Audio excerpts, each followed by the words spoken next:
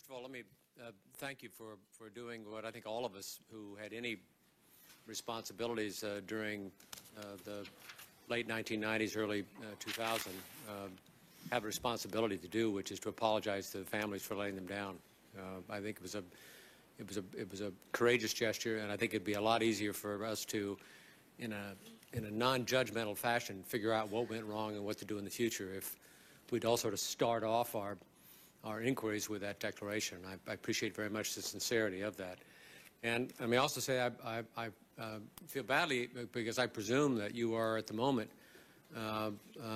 receiving terrible phone messages and email messages, and I hope you don't take it personal, because you're just caught in one of these moments. I can barely see you because of all the cameras. I'm having to look through it. No, it's okay. I'm just kidding. I'm just trying to illustrate the attention that's being paid to you.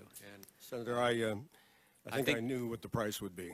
Well, you're a smarter man than most of us then, because I think you can sort of know it theoretically, but until you get in it, it can be quite surprising. And let me also thank you for over a quarter century of public service. I mean, you really, in many ways, are an example of a single individual coming into government and demonstrating that you can make a difference over a long period of time, and you have. And I think as badly as you feel toward the families that are sitting behind you, there are many families that are today unknowingly the recipient of your service, because we did, thanks to you and thanks to many others who were working with you, prevent an awful lot of bad things from happening as well. So let me start off with that, and let me start off by saying that I think that one of the things we got to try to do is get to a point where we can have honest disagreements, and let those disagreements permit us to discover where in fact we've got common ground.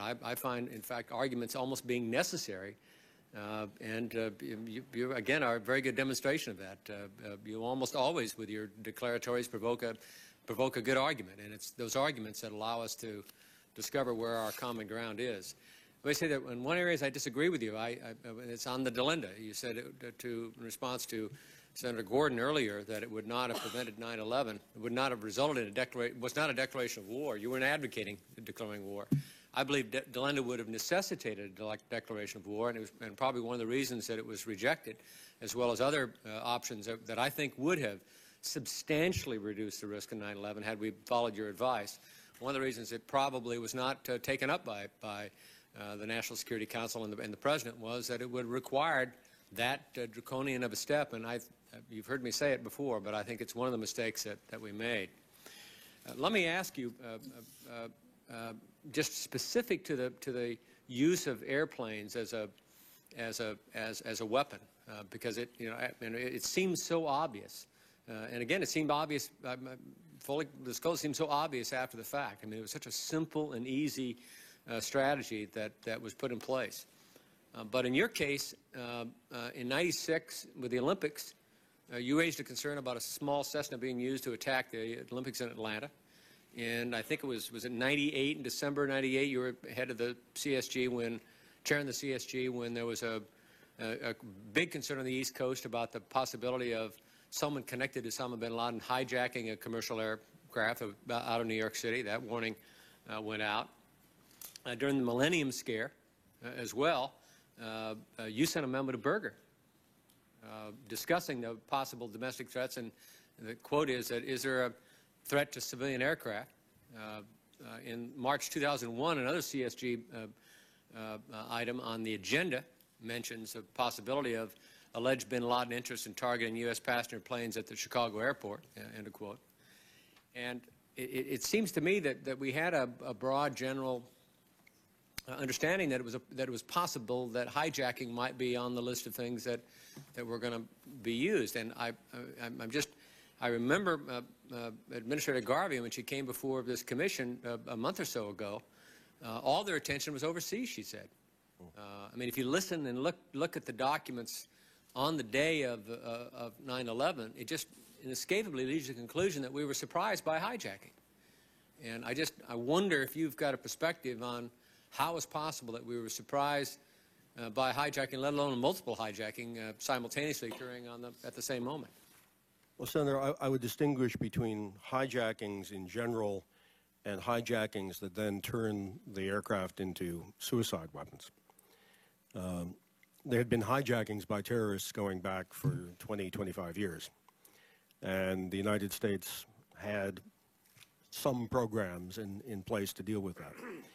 In 1996, after the TWA 800 crash, the President appointed a commission on aircraft safety and security that looked at whether we needed to augment our protection against hijacking.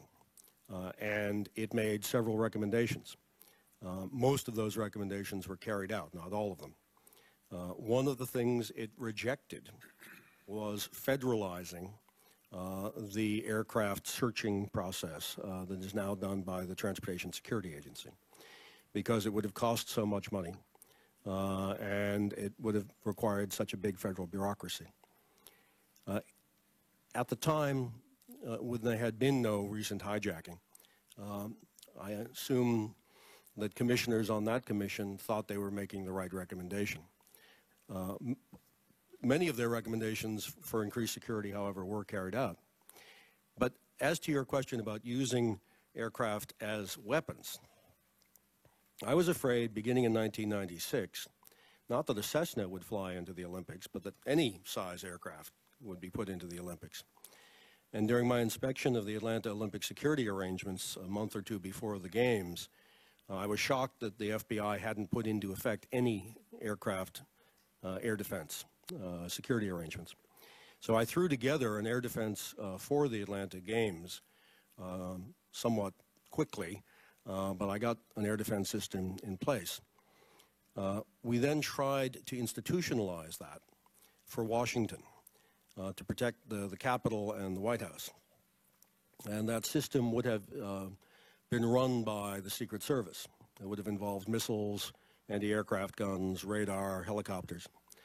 Secret Service developed all the plans for that. Secret Service was a big advocate for it, but they were unable to get the Treasury Department, in which they were then located, to approve it. And I was unable to get the Office of Management and Budget to fund it. But certainly, just two-sentence response. I mean, the papers were full of stories about men and women using suicide as a device in carrying out terrorist objectives. The Second Intifada was in full force, beginning in late 2000 through 2001. So I perhaps in a second question, if I get the chance, we can continue this discussion. I'd enjoy that. The bottom line here is, I thought I agree with you, and I thought I had made a persuasive case that we needed an air defense system as well as an airport system, not just to stop hijackers at baggage inspection, but to deal with them if they got through that and were able to hijack an aircraft. I thought we needed an air defense system. And we got a little of that air defense system implemented, but only a little. Put me on the list if we have a chance to do a second round.